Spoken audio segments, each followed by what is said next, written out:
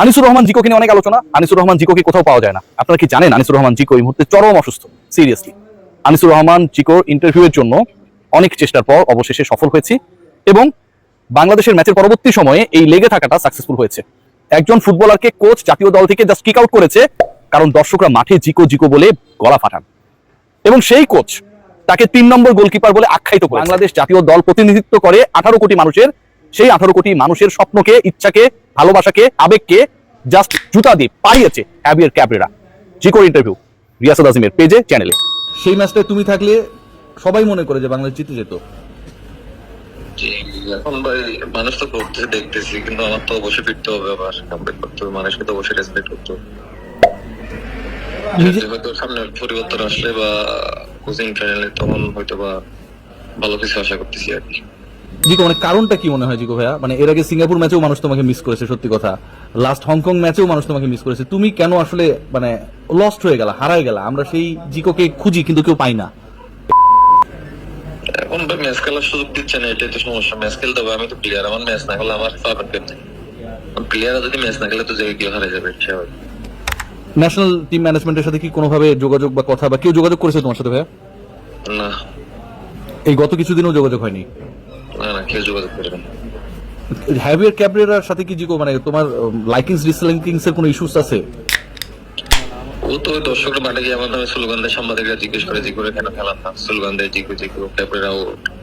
তো ওই ধরনের কথা থেকে ও তো আমার আর দেখতে হয় না। ও তো হচ্ছে যে আমরা অনেক আগে থেকে আউট করে একদিন সাংবাদিকদের বলে দিলে জিকো এখন দলের 3 নম্বর গোলকিপার, এর পর থেকে তার ডাকেও না। আর বাংলাদেশের জিকো কয় নাম্বার গোলকিপার এটা বাংলাদেশের মানুষ ডিসাইড করবে, হাভিয়ার ক্যাবরেরা না। আর বাংলাদেশের মানুষ যদি তোমার নাম ধরে স্লোগান দেয়, তুমি সেই স্লোগান পাবার যোগ্য জিকো। এখন তো বিদেশিরা তো এটা বুঝে না আমার একটা যে বাংলাদেশ এত বড় ফ্যান বেস, মানুষ আমাকে এত ভালোবাসে, এখন এটা ও ইগোতে নিয়ে নিছে আর কি। মানে এটাও তো প্রফেশনালিজমের মধ্যে পড়ে না যে তোমাকে নিয়ে মেসি মেসি করে যদি কেউ চিল্লায়, রোনালদো বলে যদি কেউ চিল্লায়, তাহলে কি কোচ স্ক্যালোনি কি হচ্ছে এটা ইগোতে নিবে? এটা খুব ইন্টারেস্টিং না? এখন ও একাডেমি লেভেলের কোচ, এখন ন্যাশনাল টিমে কাজ করতেছে, কত কি করবো। জিকো মানে কষ্ট হয় যে এরকম একটা গোল্ডেন টাইমে মানে তুমি জাস্ট অপছন্দের হওয়ার কারণে তুমি ন্যাশনাল টিমে নাই। সমস্যা নেই ভাই, কামব্যাক করবো, এখনো তো বয়স শেষ হয়নি, বয়স অনেক আছে। কান্না করেছিল ভাইয়া লাস্ট ম্যাচের পরে? মানে সবাই তো অনেক মানুষই কেঁদেছিল, সত্যি কথা, লাস্ট গোলটা বাংলাদেশ যখন রিসিভ করে। কান্না মানে আফসোস করছি আর কি অনেক। হয়তো আজকে বাংলাদেশে এতগুলো মানুষ, দুইটা ম্যাচে 30,000 দর্শক, হয়তো জয় হয় নাই, অনেক কষ্ট করে খেলা দেখতে গেছে মানুষ, হয়তো আজকে এই জায়গায় আমি থাকতে পারতাম। এখন তো ফুটবলের মানে বলতে গেলে হামজা পর থেকে একটু সাথে ফিরতেছে। তো আমরা যখন জয়টা পাবো না, দেখবেন যে ফুটবলের আরো অনেক কিছু চেঞ্জ হয়ে যায়। হামজার সাথে কথা হয়েছে কখনো জিকো? না, মানে সেই অপরচুনিটি আসলে কোচের কারণেই হয়নি, কারণ ও তো এসে চলে যায় এন্ড তুমিও দলের বাইরে। জামাল ভুঁইয়াদের নিয়েও যেটা চলছে জিকো, এটা কি কোনোভাবে সাপোর্টেবল? মানে জামাল স্টার্টিং 11-এ থাকে না, হ্যাঁ, সেদিনের ম্যাচেও একই কাহিনী হয়েছে, হ্যাঁ, আয়ানকে পরে নামানো হয়েছে, মানে এই ব্যাপারগুলো কেমনটা ইয়ে করা হয়? জায়ানকে পরে নামানো হয়েছে, ইভেন ফাহমিদুল পরে নেমেছে, মানে এগুলো কি শকিং ছিল কিছুটা হলেও? এটা তো দেখছেনই সবাই, সবাই ওরা তো 2-3 জনই না একসাথে নামার পরে তো পুরো খেলার চিত্রটা চেঞ্জ হয়ে গেছে। ওরা যদি শুরু থেকে খেললে হয়তো আরো ভালো কিছু আশা করা যেত। তার মানে জিকো আমরা কি মানে ধরে নিতে পারি ভাইয়া যে মানে এই কোচ যতদিন আছে, সত্যি কথা যেটা, মানে যেহেতু তুমি অনেক পপুলার, এই পপুলারিটি সে লাইক করে না, মানে তোমার পারফরমেন্স বা তোমার যোগ্যতা না, মাঠে কেন দর্শকরা তোমার নিয়ে স্লোগান দিবে এটা হচ্ছে তার কাছে ম্যাটার করে। তাহলে তো তোমার চান্স খুব কম ভাইয়া আপকামিং ফিউচারে। আমি তো ও থাকা অবস্থায় আর আশাও করি এটা ন্যাশনাল লেভেল খেলতে। লাস্ট বাদ পড়ার পর কি কোনো রিজন বলছিল কি কারণে তুমি নাই? না, কিছু বলে নাই। কিছুই বলে নাই? না। তোমার সতীর্থরা মানে কথা হয়, মানে যারা ন্যাশনাল টিমে আছে, জিকো তুই থাকলে ভালো হইতো বা তুই নাই কেন? হ্যাঁ, ওরা ওরা তো বললে, ওরা তো আফসোস করে, মানে আমার দরকার, ওরা আমার সাথে অনেক কমফোর্টেবল ফিল করে। জিকোর প্রতিজ্ঞাটা কি এই মুহূর্তে? আমি সত্যি শুনতে চাই, শোনাতেও চাই।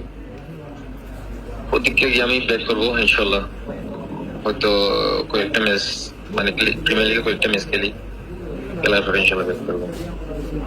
বাংলাদেশ দল আবারও হংকং এর সাথে খেলবে জিকো, আপনাকে সবাই মিস করবে। বাংলাদেশ ভালো করুক খারাপ করুক আপনাকে সবাই মিস করবে। আপনি ওই দর্শকদের ভালোবাসাটা প্রতিদানে কি বলতে চান? যারা মাঠে যায় আপনার নামে প্ল্যাকার্ড লিখে সোশ্যাল প্ল্যাটফর্মে আপনাকে নিয়ে আলোচনা হয় ইনফ্যাক্ট, তাদের উদ্দেশ্যে কিছু বলেন। না, অবশ্যই আমি ওরা তো দেখতেছি আমাকে যে ভালোবাসা দেখাচ্ছে, আমার অবশ্যই তাদেরকে কিছু দেওয়া উচিত। এই মুহূর্তে আমি অবশ্যই ওদের রেসপেক্ট করি, আমি ওদের জন্য হলো ন্যাশনাল ফিরতেছি। ইনশাল্লাহ জিকো, আপনি ফিরবেন, অনেক ভালো থাকবেন ভাইয়া। সো হ্যাভিয়ার ক্যাবরেরা মোটামুটি এমন কিছু গেম খেলার চেষ্টা করেন আমরা বিভিন্ন মুভিতে দেখি না, ভিলেনরা যেটা করে নায়কের সাথে, কারণ নায়িকাকে ভিলেনও ভালোবাসতো, কিন্তু নায়কের কাছে নায়কের বুকে নায়িকা চলে গেছে। এই ভালোবাসা শেষ পর্যন্ত কোন দিকে যায় তার আগেই নায়ককে গুম করার, ছেটে ফেলার, বিপদে ফেলার চেষ্টা করে ওই ভিলেন। বাংলাদেশে আপনি যদি এরকম একজন ভিলেনকে খোঁজার চেষ্টা করুন বা করেন, আপনার মেকআপ দেওয়া লাগবে না, ক্যাবরেরা দাঁড় করে দেন, ওরা দেখতেই বদমাইশের মতো লাগে। সিরিয়াসলি, যেই শয়তানিটা পুরো 18 কোটি মানুষের সাথে এই কোচ করছে এটা ভাই বর্ণনাতীত। জিকোর সাথে যেটা করেছে একই ওয়েতে জামালের সাথে একই কাজ করার চেষ্টা রয়েছে। ফাহমিদুলকে না নামিয়ে একই কাজ করার চেষ্টা করছে। সমিত সোমকে বেঞ্চে বসিয়ে জায়ানকে অভিষেক ম্যাচে আলো ছড়ানো এই ফুটবলারকে পরবর্তী সময়ে নামিয়ে একই কাজ করেছে। বাংলাদেশ দলের মানুষের আবেগ এই কোচের কাছে কোনো মূল্য রাখে না। দেখতে অনেকটা ভাবনান পেপ গার্দিওলার, আচার আচরণ চিন্তা ভাবনা ফুটবল দর্শন পেপের পায়ের সমানও না। সবাই ভালো থাকবেন।